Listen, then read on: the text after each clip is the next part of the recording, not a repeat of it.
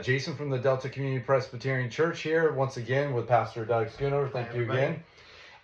Today's question is going to be about the business of the church, right? Sometimes people, when they get into Christianity or even a particular church, can feel like it's a business and that there's money motivations behind it. What do you say to people that think of church and even Christianity in general as a business? In a way, they are right. We are a business, but it's a business in a different way. We are a nonprofit, but our tact is not looking at profit, but looking at stewardship. I think that's a huge difference that a lot of people don't understand. God, throughout the scriptures, Old Testament into the New Testament, even though Jesus preached about money more than any other topic, when you look at the number of topics that are out there, stewardship is really the key. And I look at stewardship as that opportunity. It's a holy obligation that we have as Christians. And one of those obligations is to provide for the ministry of the church. And there's three ways that we usually provide. We call it time, talents, and treasures. Time is, God has given all of us unique abilities to be able to do.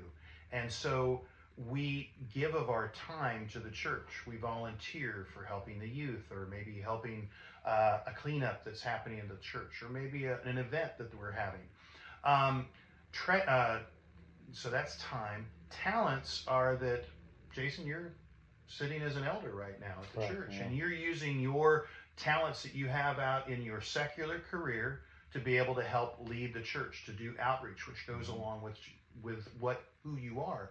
And that's really kind of what we look at there. So there's people with specific talents. Maybe you're musically inclined and you're able to help lead the worship and be able to sing, all those different things. So that's one part. And then finally we get to treasure.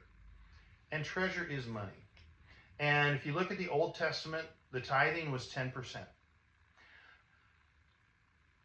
A lot of people look at that differently, but it's not everything that the church asks for. So when I hear people say that the church is a big money scam, I always look at, well, the money is the last thing that I look at. But just like any organization that helps you, if you're a member, say, of the Rotary Club, and they have a building, well, there's electrical bills, there's heating bills, there's all these different things. So some of our money goes to making sure that when you come on Sunday morning, the lights are on, the air conditioning is on, especially here for Discovery Bay in the summer. It's a very important thing.